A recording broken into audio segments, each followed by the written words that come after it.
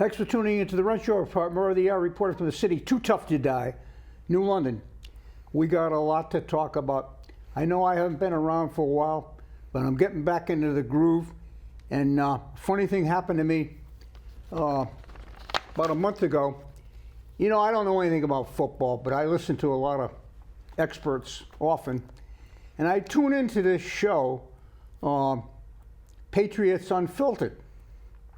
So I'm listening, and these guys are knowledgeable guys, the commentators. I'm listening to this guy that calls into the show all the time, Nate from Connecticut. And I'm trying to think, who is Nate from Connecticut?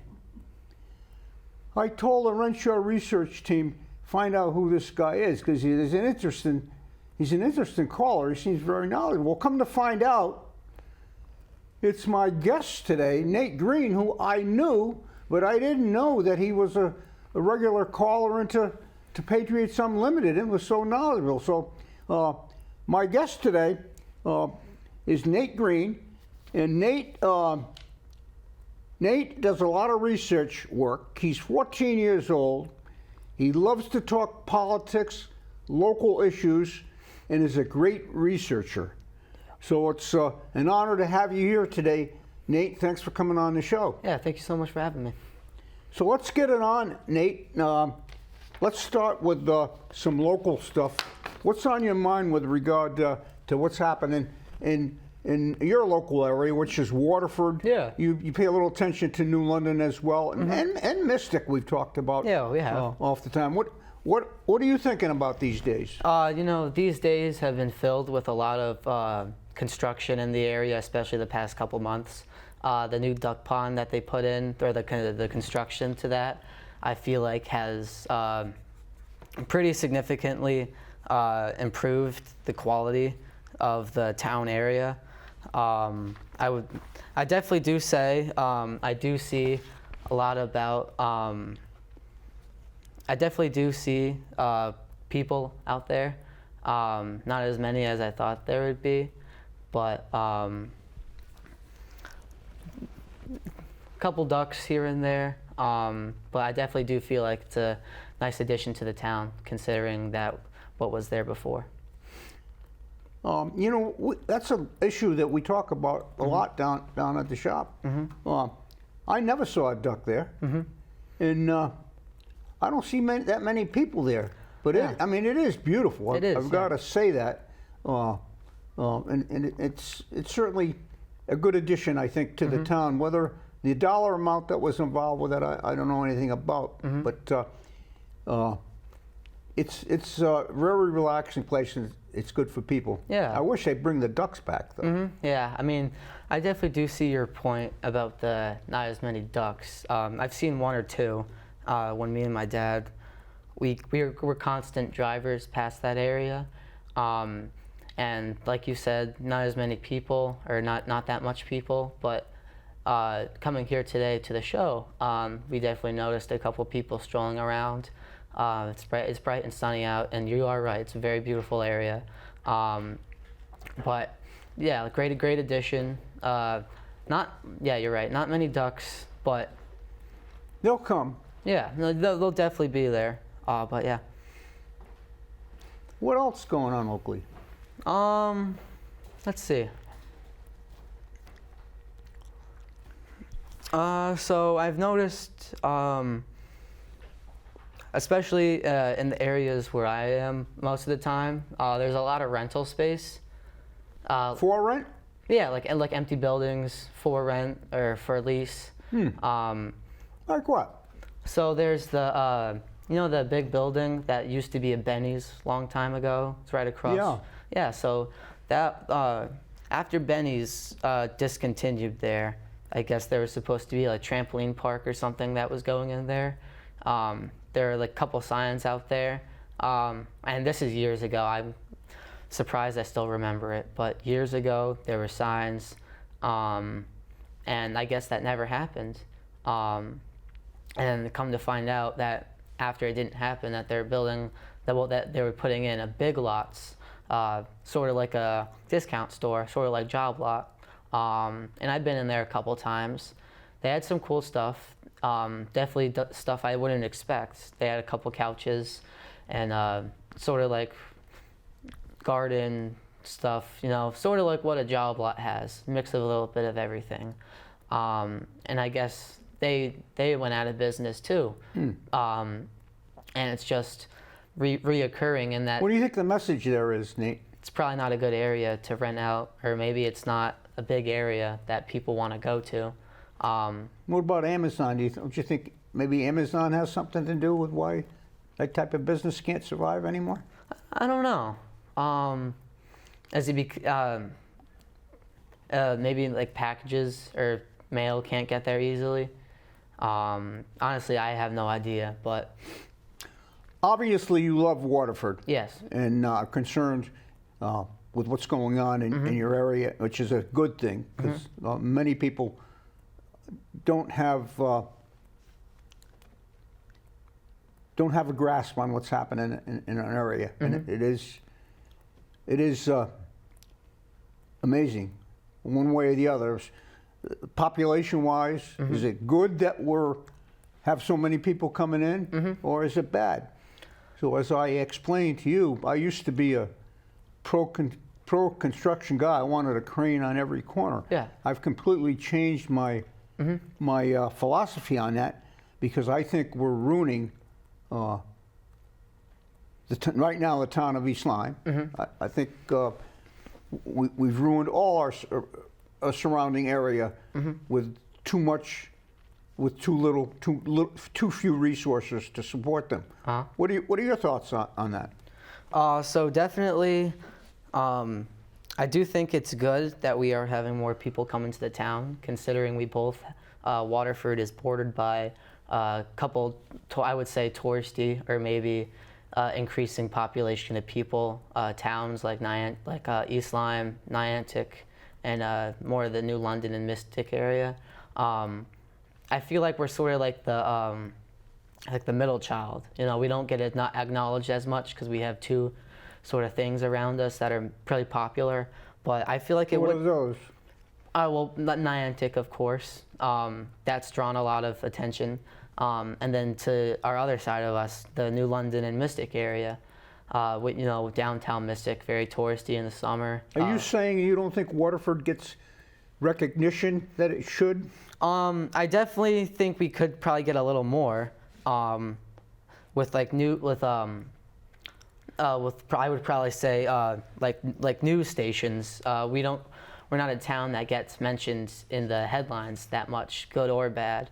Well, you're referring to a town of Waterford who at one time had 3 nuclear powerhouses in their backyard. Yep. They squandered the money, thereby causing a great tax increase, as all government has done in every area, not only Waterford, but government on any level is out of control dollar-wise. And the big question to people my age, when you're at a point where you're not earning money anymore, how do you survive and how do you continue? And that's a question that needs to be asked, and that's in the laps of First Selectman Rob Brule, who I support and has done a wonderful job in Waterford. I agree, yes. Mike Passero, the same way.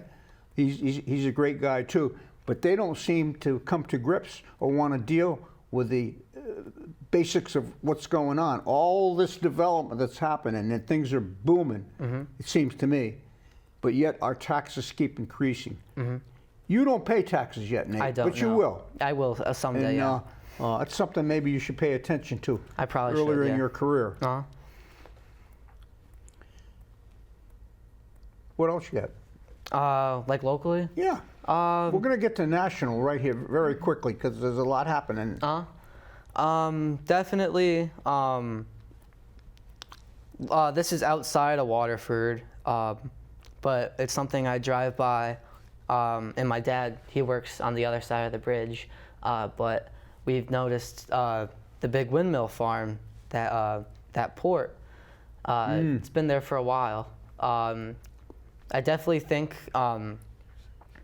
what based on what I've heard, it's it was supposed to be, well, it's been there longer than it should have, I'm pretty sure. Or it's cost a lot more money than it should have been. You're referring to the state pier? Yes, the state pier, down when you're going over the bridge to get from New London to Groton, or, yeah, I think. Well, when you're going over the bridge, Yeah. You look down to the right, there's all the big windmill, the bases, the blades. That's been there for a long time. Well, not like long time, but it's been there for a good noticeable amount of time, I would say. Yeah.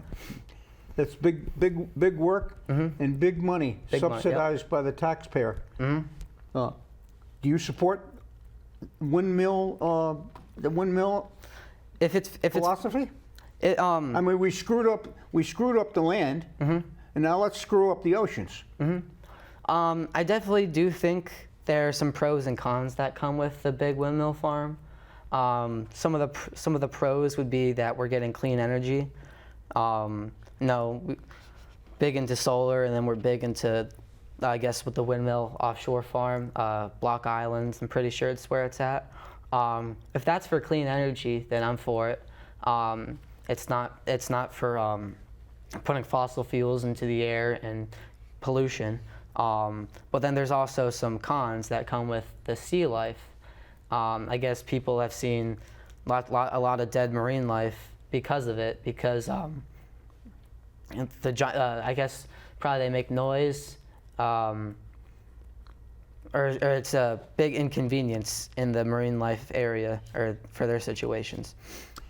As with everything, there's pros and cons to everything, right, Nate? Yeah. And certainly they should be considered with any major decision. And one major decision that's coming up very quickly is this thing out at Millstone with the what do you call it stuff? Data center? Yeah, the data center. Yeah, that's a big issue in Waterford. I don't know if you follow that at all. If you have, what are you thinking about that? I've definitely. So when the data center talks were at its peak, I definitely noticed a lot of signs that said no data center, like yard signs. Based on what I've heard, it would be a data center that would be producing somewhat noise, based on what people have told me about what was happening there. I haven't really followed much of it, but that's pretty much just the base of what I've heard. I think it's going to come to a head very shortly, and I hope. I mean, the way I understand it, it's going to be happening. But it's kind of hasn't been covered well lately with our newspapers. And like all topics that we're talking about today, it really shows me the importance of a local independent newspaper, which we don't have, by the way, because the day paper is dead.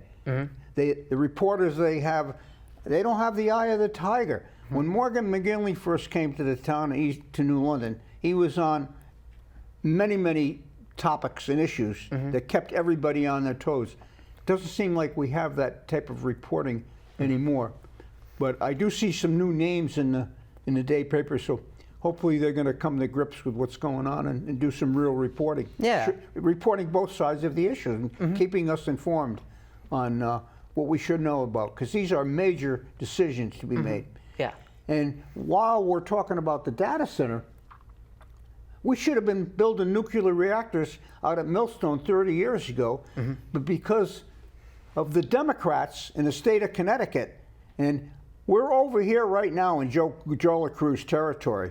Oh, I love Joe Delacruz, but as a politician and as a political lifelong Democrat, I can't stand him, some of the stuff that comes out of his mouth, but I love him as a guy. He couldn't find a better guy. The Democrats in the state of Connecticut put us in this situation we're in with Eversource and electricity.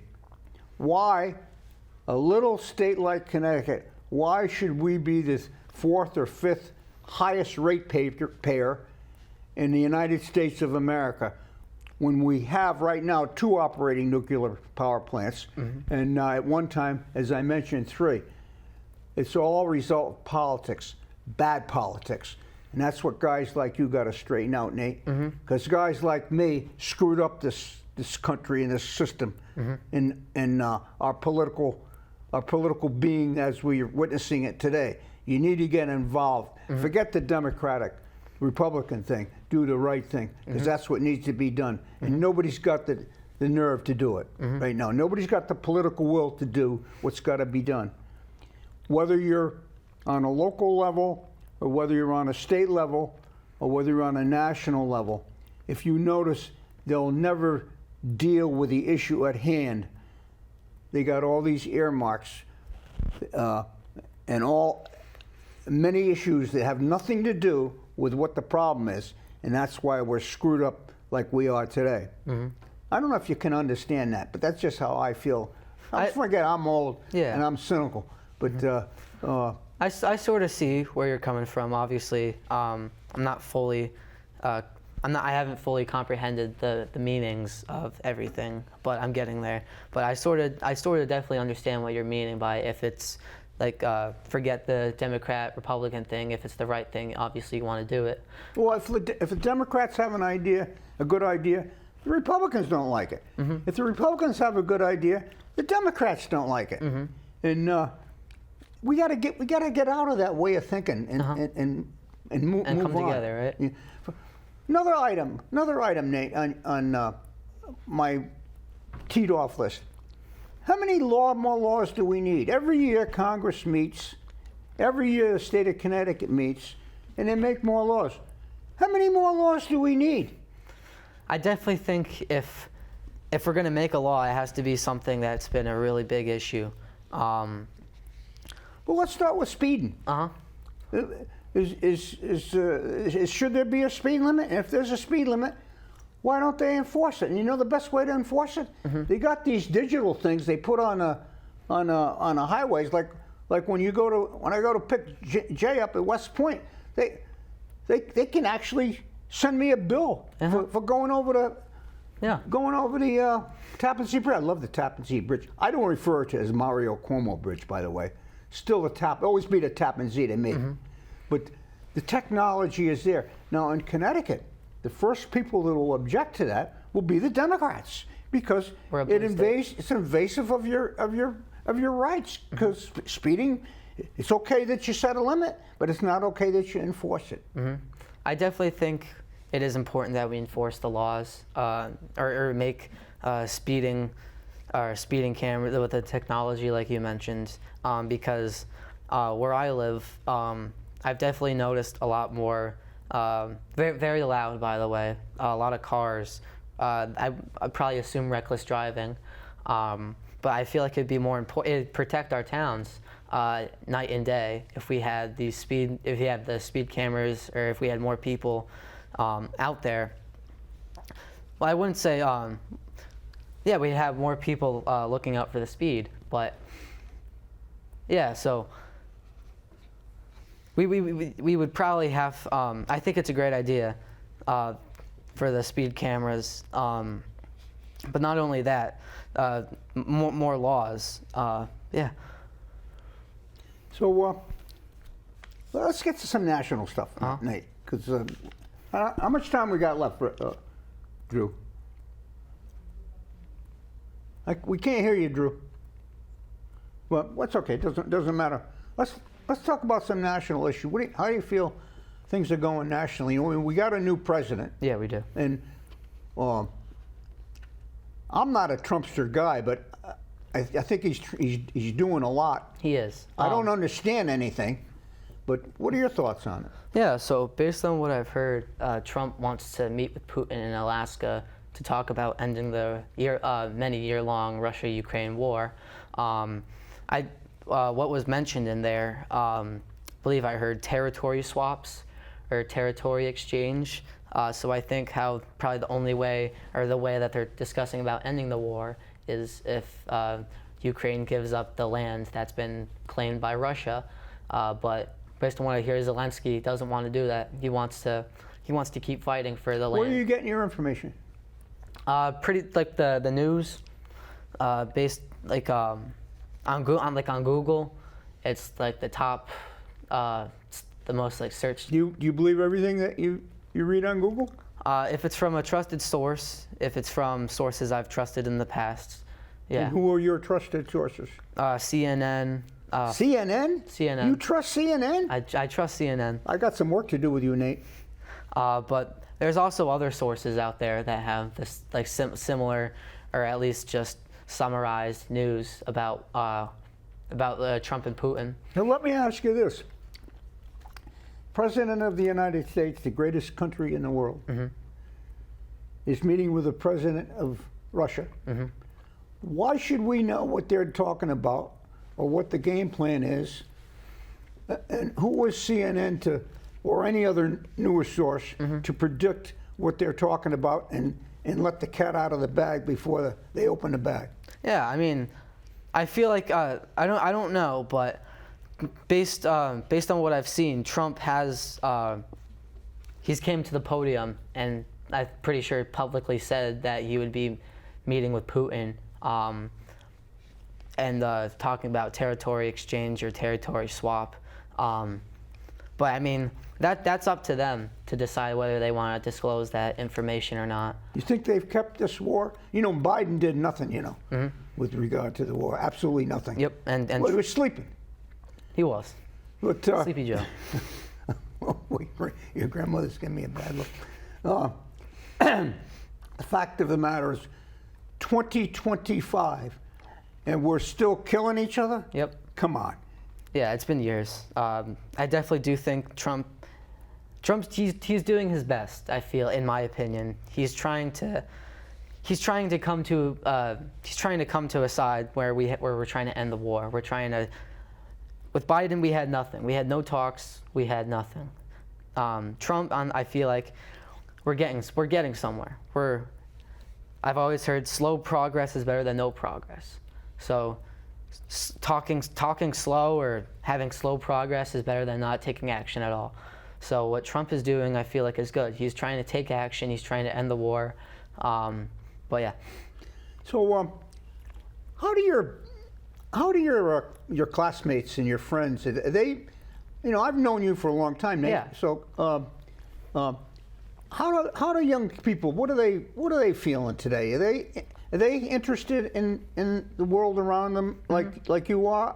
I don't sense that in some of the people that I talk with, but could be a generation gap, Yeah, so I definitely feel like we're definitely very separated. I feel like there's sort of like a group of kids that are very interested in what's happening in the world around them, and then there's also just the kind that sort of stay away from politics because obviously it can be a sensitive topic at times, and then there's just the kids that just don't pay attention or just have no understanding of politics. So politically, is the younger generation as divided as the older generation is?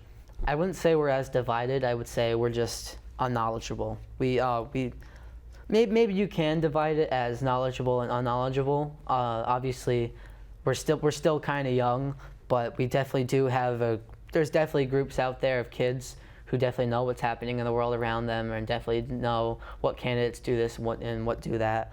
But I definitely say this generation probably has a lot more unknowledgeable or kids that don't pick up or watch the news. What percentage of your generation do you think watches the news? Probably say maybe 50-50. Really? That's actually, I think, healthy. Because it obviously comes with what the parents are doing. If the parents have the news on the TV while the kids are eating breakfast, kids aren't going to do anything else but watch the TV and eat breakfast. If the parents have cartoons or another TV show on while they're eating breakfast, they're going to pay attention to that. And us kids, we take our brains, we take in the information that we watch and we Now, remember that. With what's transpired over the last 4 to 8 years, and the reporting that we're getting, and the topic that comes to my mind is what's going on with this Russian collusion thing. I mean, I still don't understand that Steele dossier. I don't get any of that. But it seems, even according to CNN, I believe, because I'll turn it on for maybe 3 to 5 minutes at most.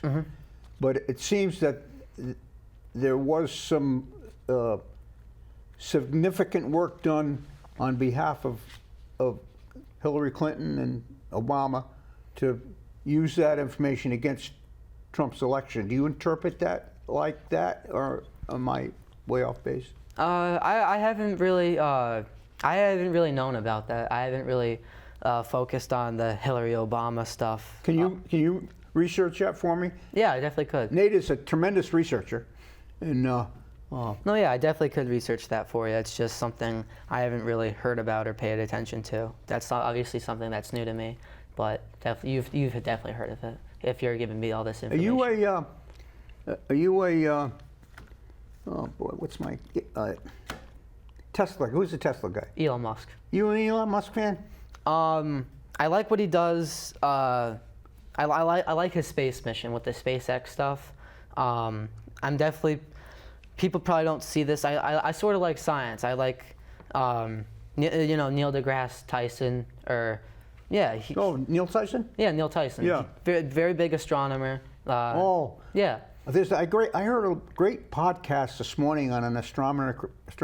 How do you say that? Astronomer. Yeah, astronomer with Joe Rogan. They were talking about this new telescope they have. Is it no, wait, no, it's not that one. What were you saying? Well, the new telescope they got is changing the philosophy of famous astronomers. How do you say that word? Astronomers. Astronomers. They've admitted that they've been wrong about their philosophy. So it's very interesting. I'll text it to you. But. Yeah, but I mean, I definitely didn't expect him to be a part of the Trump administration. But before he was involved with any of that, I definitely say I liked his SpaceX mission, or like the missions that he's done. I know we've been sending a lot more people up to space recently. Probably month or two ago, Katy Perry went up to space, and then probably way before that, Jeff Bezos went up to space, and a whole bunch of other people. We're definitely getting more people up to space because of SpaceX and Virgin Blue or whatever. But I mean, I like his mission to get people up into space. Yeah. And what do you think about Elon's goal to make a settlement on Mars? I like it. I definitely think. I thought I heard something from NASA saying something that they were gonna try and do something similar on the moon. Yeah, but NASA's no match for Elon. Yeah. So well. Elon made NASA look like children. Yeah. But I definitely like his idea to have a Mars settlement. I've seen the movie. What's it? There's a movie out there that is pretty much about having a settlement on Mars, and he gets left alone and he has to survive. But I feel like it'll be a really big step forward into exploring space. It's amazing how many people don't like him.